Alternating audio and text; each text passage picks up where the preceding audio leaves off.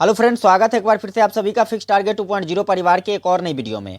Friends, यदि आप Lalit Narayan Mithila university से 2022 में पार्ट 2 का एग्जाम दे रहे हैं और आज यानी कि 19 दिसंबर को आपका ज्योग्राफी सब्सिडरी पेपर का एग्जामिनेशन था, तो आप लोग इस पूरे वीडियो को ध्यान से देखिएगा, क्योंकि आज कमेंट करके जरूर बताइएगा कि आपका कितना ऑब्जेक्टिव सही है, कितना ऑब्जेक्टिव गलत है। तो वीडियो में आगे बढ़ेंगे इससे पहले चैनल पर नए हैं तो चैनल को सब्सक्राइब कर दीजिए, वीडियो को एक लाइक कर लीजिए और साथ में दोस्तों अपने फ्रेंड के पास इस वीडियो को अंत में जरूर शेयर कीजिएगा। आगे बढ़ते हैं हम लोग सबसे पहले क्वेश्चंस की तरफ देखते हैं। तो सबसे पहला क्वेश्चन हमसे पूछा गया था कि वायुमंडल के सबसे निचले परत को किस नाम से जाना जाता है। तो इसका सही आंसर हो जाएगा ऑप्शन नंबर बी, क्षोभ मंडल के नाम से जाना जाता है। दूसरा क्वेश्चन देखिए क्या पूछा गया था, निम्नलिखित में से कौन एक प्राथमिक प्रदूषक नहीं है। ऑप्शंस यहां पर 4 दिए गए थे और इसमें से जो सही आंसर हो जाएगा दोस्तों ये हो जाएगा हमारा ऑप्शन नंबर डी, कोहरा। चलिए आगे बढ़ते हैं। दूसरा क्वेश्चन देखिए, अगला क्वेश्चन आपसे पूछा गया था बिहार से किस राज्य का गठन किया गया था। तो यहां पर देखिए यहां पर 4 ऑप्शन है और इसका सही आंसर जो हो जाएगा दोस्तों ये हो जाएगा झारखंड।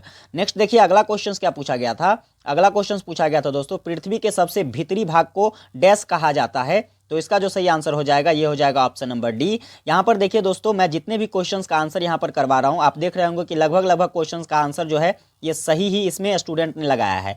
तो ये अब मेरे खुद के स्टूडेंट्स का ये क्वेश्चंस पेपर है और मैंने ये ऑलरेडी एग्जाम से पहले क्वेश्चंस उपलब्ध करवा दिया था, जिसका आंसर की मैंने पहले ही उपलब्ध करवा दिया था, इसलिए यहाँ पर आपको लगभग क्वेश्चंस के आंसर सही ही मिलेंगे। देखिए 5वां नंबर क्वेश्चन जो है पृथ्वी दिवस कब मनाया जाता है। तो इसका जो सही आंसर हो जाएगा दोस्तों ये हो जाएगा 22 अप्रैल।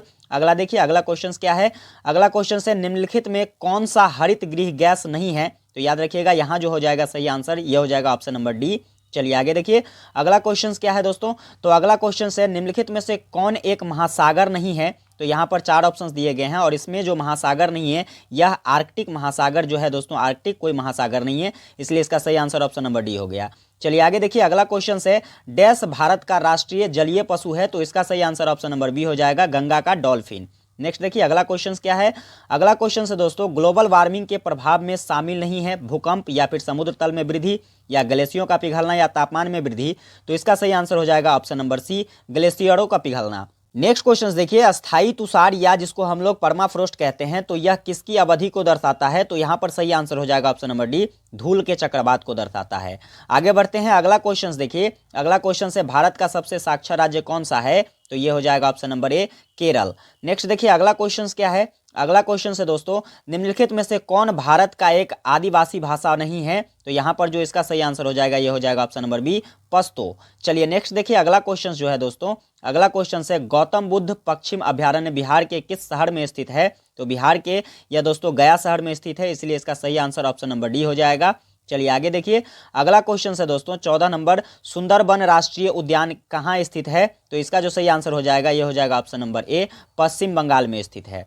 नेक्स्ट देखिए आगे क्या कहता है क्वेश्चन। आगे पूछा गया था गंडक नदी का उद्गम स्थल किस देश से है। तो इसका सही आंसर हो जाएगा ऑप्शन नंबर सी, नेपाल से है। नेक्स्ट देखिए अगला क्वेश्चन क्या है। अगला क्वेश्चन है बांग्लादेश डैश के पास स्थित है, अरब सागर के पास या खंभात की खाड़ी के पास या बंगाल की खाड़ी के पास या काला सागर के पास। तो इसका सही आंसर हो जाएगा ऑप्शन नंबर सी, बंगाल की खाड़ी के पास। आगे देखिए अगला क्वेश्चन देखते हैं अगला क्वेश्चन क्या पूछा गया है। तो यहाँ पर देखिए नेक्स्ट क्वेश्चन जो आपसे पूछा गया है दोस्तों ये है निम्नलिखित में से कौन सा पर्वत भारत में स्थित नहीं है। तो यहाँ पर जो सही आंसर हो जाएगा दोस्तों ये हो जाएगा आल्पस, क्योंकि ये दोस्तों यूरोप महासागर में स्थित है। किस में स्थित है दोस्तों, यूरोप, और भारत जो है दोस्तों यह एशिया महासागर में स्थित है। तो चलिए यहाँ पर सही आंसर हो जाएगा ऑप्शन नंबर बी। नेक्स्ट देखिए अगला क्वेश्चन क्या है। अगला क्वेश्चन है बिहार में कौन से वन पाए जाते हैं। तो बिहार में दोस्तों ये ऑप्शन नंबर डी, सदाबहार वन पाए जाते हैं। आगे देखिए अगला क्वेश्चन क्या है। अगला क्वेश्चन से बिहार में जिलों की संख्या कितनी है। तो ये दोस्तों 38 है। नेक्स्ट देखिए अगला क्वेश्चन है समताप मंडल में ओजोन डैश विकिरण को अवशोषित करने में मदद करता है। तो यहाँ जो सही आंसर हो जाएगा ये हो जाएगा ऑप्शन नंबर डी, पराबैंगनी किरणों को। अगला क्वेश्चन आपसे पूछा गया था दोस्तों भारत के निम्नलिखित में से किस राज्य में प्रतिशत के मामले में सबसे अधिक वन है। तो ध्यान रखिएगा इसका सही आंसर हो जाएगा ऑप्शन नंबर सी, मिजोरम में। अगला देखिए अगला क्वेश्चन क्या है। अगला क्वेश्चन से बिहार में अधिकतम वर्षा किस राज्य में दर्ज की जाती है। तो इसका सही आंसर हो जाएगा किशनगंज, ऑप्शन नंबर बी। चलिए नेक्स्ट क्वेश्चन देखिए। अगला क्वेश्चन है निम्नलिखित में से कौन सबसे युवा महासागर है। तो ये हो जाएगा इसका सही आंसर ऑप्शन नंबर ए, प्रशांत महासागर। चलिए अगला क्वेश्चन देखिए। अगला क्वेश्चन देखिए दंडकारण्य क्षेत्र किन नदियों द्वारा अभिकारित होती है। तो यहाँ पर इसका जो सही आंसर हो जाएगा ये हो जाएगा ऑप्शन नंबर सी, नर्मदा एवं तप्ती नदी द्वारा। नेक्स्ट देखिए अगला क्वेश्चन क्या है। अगला क्वेश्चन है बिहार में पहली तैरती सौर ऊर्जा परियोजना डैश में स्थापित की गई है। तो यह दोस्तों दरभंगा जिला में स्थापित किया गया है, इसलिए इसका सही आंसर ऑप्शन नंबर बी हो जाएगा। अगला क्वेश्चन देखिए, क्वेश्चन है वाल्मीकि राष्ट्रीय उद्यान में निम्नलिखित में से कौन सा जनजाति पाई जाती है। तो इसका सही आंसर ऑप्शन नंबर ए हो जाएगा, थारू जनजाति पाई जाती है। अब आगे देखिए अगला क्वेश्चन है निम्नलिखित में से किस नदी को सप्तकोसी के नाम से जाना जाता है। तो ये दोस्तों कोसी नदी को सप्तकोसी के नाम से जाना जाता है। आगे देखिए अगला क्वेश्चन है यहाँ लू चलती है तो कहाँ पर, यूपी एवं बिहार में या मेघालय में या पश्चिमी घाट में या फिर तिब्बत में। दोस्तों इसका जो सही आंसर हो जाएगा ये हो जाएगा ऑप्शन नंबर डी, तिब्बत में। चलिए आगे देखते हैं अगला क्वेश्चन आपसे क्या पूछा गया था। अगला क्वेश्चन है सतीश धवन अंतरिक्ष केंद्र डैश स्थित है, यानी कि कहाँ पर स्थित है सतीश धवन अंतरिक्ष केंद्र। तो याद रखिएगा यहाँ पर इसका सही आंसर श्रीहरिकोटा हो जाएगा। चलिए आगे देखिए अगला क्वेश्चन क्या पूछा गया था। क्वेश्चन है बिहार में चोर को डैश के रूप में जाना जाता है। तो किसके रूप में जाना जाता है दोस्तों, मैदानी क्षेत्र को चोर के रूप में जाना जाता है। आगे देखिए अगला क्वेश्चन है, अगला क्वेश्चन वायुमंडल में नाइट्रोजन का प्रतिशत कितना है। तो 78% है दोस्तों, कितना परसेंट, 78%, इसलिए इसका सही आंसर ऑप्शन नंबर ए हो जाएगा। नेक्स्ट देखिए आगे क्या पूछा गया था आपसे। क्वेश्चन है एक खाद्य श्रृंखला में ऊर्जा की अधिकतम मात्रा में संग्रहित की जाती है। तो क्या संग्रहित किया जाता है दोस्तों, इसका जो सही आंसर हो जाएगा दोस्तों ये हो जाएगा ऑप्शन नंबर सी, निर्माता। चलिए अगला देखिए अगला क्वेश्चन है क्योटो प्रोटोकॉल किस वर्ष में अपनाया गया था। तो इसका सही आंसर हो जाएगा दोस्तों 1997 में, यानी कि ऑप्शन नंबर ए। चलिए आगे बढ़ते हैं। अब अगला क्वेश्चन देखिए क्या है, एनटीपीसी का संक्षिप्त रूप क्या होता है। तो एनटीपीसी का दोस्तों यह नेशनल थर्मल पावर कॉर्पोरेशन होता है, इसलिए इसका सही आंसर ऑप्शन नंबर ए हो जाएगा। चलिए आगे देखिए अगला क्वेश्चन क्या पूछा गया था। तो अगला क्वेश्चन है निम्नलिखित में से कौन सा मिशन भारत में जलवायु परिवर्तन पर राष्ट्रीय कार्य योजना है में शामिल नहीं है। तो इसका जो सही आंसर हो जाएगा ये हो जाएगा ऑप्शन नंबर ए, राष्ट्रीय सौर मिशन। चलिए आगे देखिए अगला क्वेश्चन क्या पूछा गया था।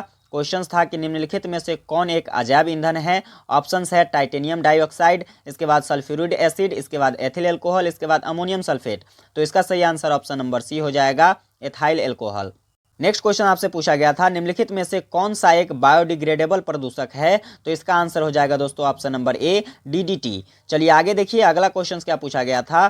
क्वेश्चन है ओडिशा में लौह अयस्क डैश में स्थित है। ओडिशा में जो लौह अयस्क है दोस्तों ये कहाँ पर स्थित है। तो ये हो जाएगा इसका ऑप्शन नंबर सी सही हो जाएगा, ए और बी दोनों।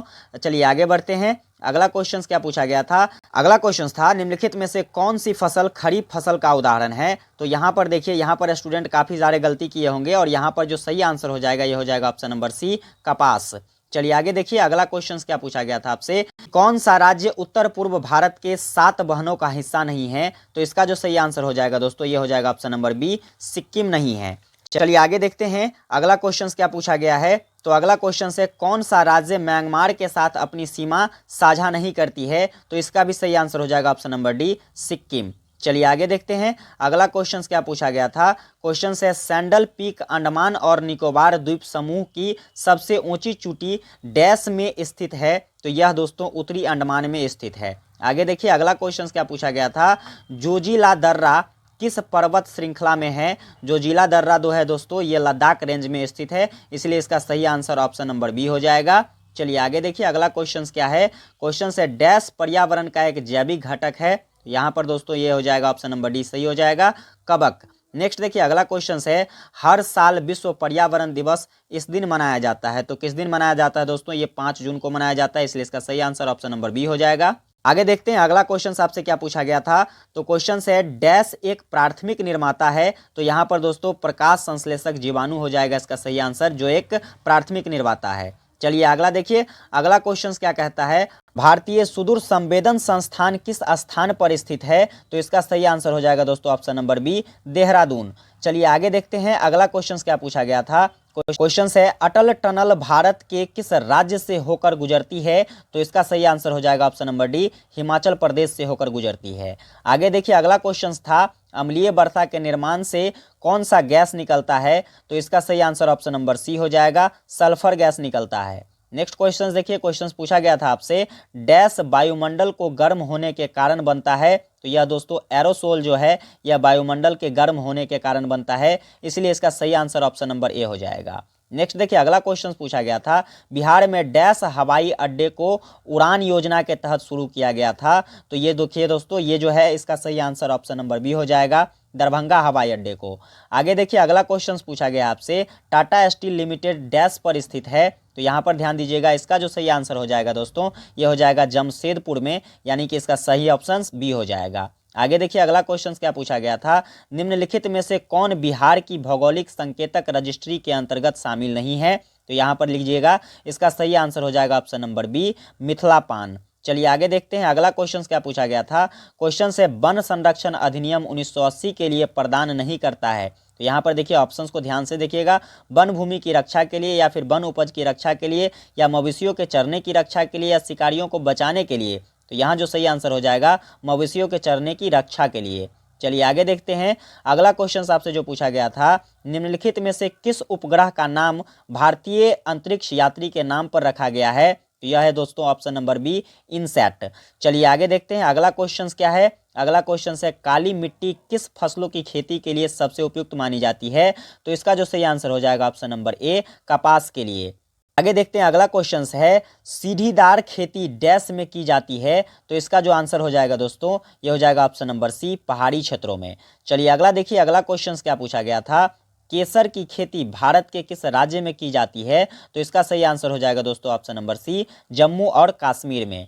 चलिए अगला क्वेश्चन देखिए, अगला क्वेश्चन है, निम्नलिखित में से कौन सबसे पुराने पर्वत हैं। तो इसका जो सही आंसर हो जाएगा दोस्तों, ये हो जाएगा ऑप्शन नंबर ए, अरावली पर्वत। नेक्स्ट देखिए अगला क्वेश्चन आपसे पूछा गया था, भारतीय कृषि अनुसंधान परिषद मखाना किस शहर में स्थित है। तो इसका जो सही आंसर हो जाएगा दोस्तों, ये हो जाएगा ऑप्शन नंबर ए, दरभंगा में स्थित है। फिर आगे देखिए अगला क्वेश्चन पूछा गया था, यूनिसेफ का मुख्यालय डैश में स्थित है। तो इसका सही आंसर हो जाएगा ऑप्शन नंबर सी, न्यूयॉर्क में स्थित है।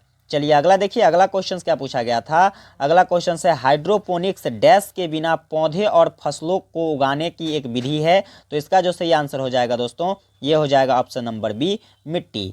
नेक्स्ट देखिए अगला क्वेश्चन क्या है, अगला क्वेश्चन पूछा गया था, निम्नलिखित में से कौन सा देश दक्षिण पूर्व एशियाई देशों के संगठन का सदस्य है, यानी कि कौन सा देश आसियान का सदस्य है। तो इसका जो सही आंसर हो जाएगा, ये हो जाएगा option number B, Thailand. Next देखिए अगला क्वेश्चन क्या है, अगला क्वेश्चन है, आसानी चक्रवात की उत्पत्ति डैश में हुई है। तो यहाँ पर इसका सही आंसर हो जाएगा, बंगाल की खाड़ी, यानी कि ऑप्शन नंबर डी। चलिए आगे देखते हैं अगला क्वेश्चन पूछा गया था, बागमती नदी डैश से निकलती है। तो बागमती नदी दोस्तों ये नेपाल से निकलती है, इसलिए इसका सही आंसर ऑप्शन नंबर डी हो जाएगा। चलिए आगे देखते हैं अगला क्वेश्चन है, अल्टीमीटर किस स्थान के डैश को मापता है। तो यह दोस्तों ऊंचाई को मापता है अल्टीमीटर, इसलिए इसका सही आंसर ऑप्शन नंबर डी हो जाएगा। नेक्स्ट देखिए अगला क्वेश्चन पूछा गया था आपसे, डैश को सौर मंडल के लाल ग्रह के रूप में जाना जाता है। तो मंगल ग्रह को दोस्तों लाल ग्रह के रूप में जाना जाता है, इसलिए इसका सही आंसर ऑप्शन नंबर बी हो जाएगा। अगला देखिए अगला क्वेश्चन है, निम्नलिखित में से कौन केंद्र शासित प्रदेश नहीं है, चंडीगढ़, पुदुचेरी, या फिर कारगिल, या फिर दमन और दीप। तो इसका सही आंसर हो जाएगा दोस्तों, ये ऑप्शन नंबर सी, कारगिल जो है यह केंद्र शासित प्रदेश नहीं है। अगला क्वेश्चन क्या पूछा गया था, जीआईएस में जी अक्षर का क्या अर्थ है। तो यहाँ पर देखिए दोस्तों, ये इसका सही आंसर हो जाएगा ऑप्शन नंबर ए, जियोग्राफिकल। अगला देखिए अगला क्वेश्चन क्या पूछा गया था आपसे, निम्नलिखित में से कौन सी एक नकदी फसल है, गेहूं, चावल, कपास, मक्का। तो इसका जो सही आंसर हो जाएगा ऑप्शन नंबर सी, कपास हो जाएगा। आगे देखते हैं अगला क्वेश्चन क्या पूछा गया था, क्वेश्चन से, सेवा उद्योग डैश अर्थव्यवस्था के अंतर्गत आता है। तो यह दोस्तों सेवा जो है तृतीय क्षेत्र के अंतर्गत आता है। आगे देखिए अगला क्वेश्चन आपसे क्या पूछा गया था, क्वेश्चन से, नीली क्रांति इसके साथ संबंध है, किसके साथ संबंध है नीली क्रांति का संबंध। तो यह मत्स्य पालन से संबंधित है, इसलिए इसका सही आंसर ऑप्शन नंबर सी हो जाएगा। आगे देखिए अगला क्वेश्चन है, प्रयागराज को पहले डैश के नाम से जाना जाता था। तो प्रयागराज को दोस्तों इलाहाबाद के नाम से पहले जाना जाता था, इसलिए इसका सही आंसर ऑप्शन नंबर डी हो जाएगा। अगला क्वेश्चन है, स्टैचू ऑफ यूनिटी किस बांध पर बनी हुई है। तो स्टैचू ऑफ यूनिटी जो है दोस्तों ये सरदार सरोवर बांध पर बनी हुई है, इसलिए इसका सही आंसर ऑप्शन नंबर ए हो जाएगा। तो कुल मिलाकर 75 क्वेश्चंस के 100% सही आंसर आप लोगों के बीच मैंने प्रोवाइड कर दिया है। इससे आप मैच कर सकते हैं कि आपने कितना क्वेश्चन सही बनाया है और कितना क्वेश्चंस गलत बनाया है। कमेंट करके हमको जरूर बताइएगा। बाकी आप लोगों से मिलते हैं अगली वीडियो में। चैनल पर नए हैं तो चैनल को सब्सक्राइब कर लीजिएगा, वीडियो को लाइक करके, और अपने सभी फ्रेंड्स के पास ज़्यादा से ज़्यादा जरूर शेयर कर दीजिएगा। धन्यवाद।